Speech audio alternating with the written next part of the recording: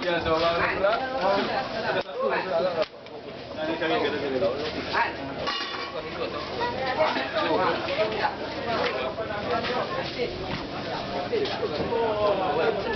Wah weh, tu angkat tu tak ada daging gitu. Ni orang sikoh yang boleh buat ni.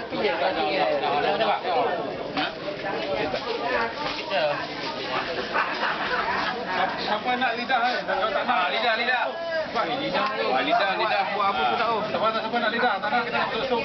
Masak ayam masuk sup. Cincang Ustaz. Wah, buyung macam ni ah. Ini memang masak sup. Betul.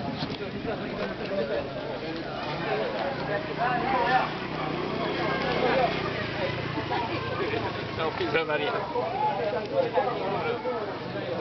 Merah.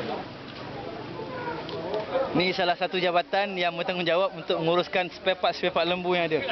So mereka dah selesaikan spare part seperti torpedo. Apa lagi mak? Kepala lagi. Dan sebagainya lah. Usuk. Cuma nampaknya gearbox kan? Gearbox dalam piuk dah. Ambil. Semua ambil. Jadi siapa-siapa nak belajar menyelesaikan Mengiris. memperekorkan ekor lembu. Inilah dia taktik-taktik yang guna pakai. Payah otai dia tahulah.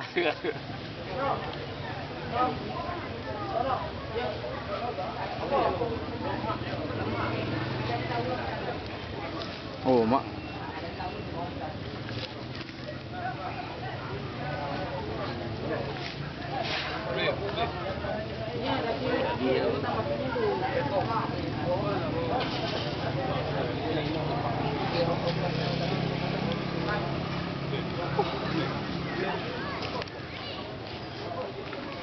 Baju dah ambil ni. Ha? Baju dah ambil dah. Dah. Shopee-nya yang last sekali. Ya. Jadi lepas ni kedai-kedai Tom Yum akan tidak menerima order sup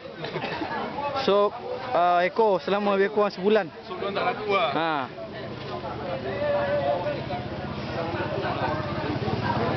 Tahun-tahun akan datang kita akan berusaha dapatkan seekor lembu yang ada dua ekor. Satu ekor lembu tapi ada ekor dia ada dua.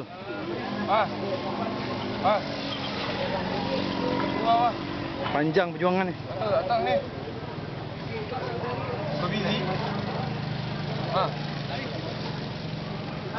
Yang mana? Mana tidak itu suara aku. Macam mana guna ni? Bukan je lah. Ambil dia dulu. Weh, masukkan tulang dulu. Lagi satu ekor ni. Ha? Lagi satu. Tah. Lagi satu dah masuk plastik. Tak ada dah. Masukkan dulu. Kunang ni kau dah bercakap.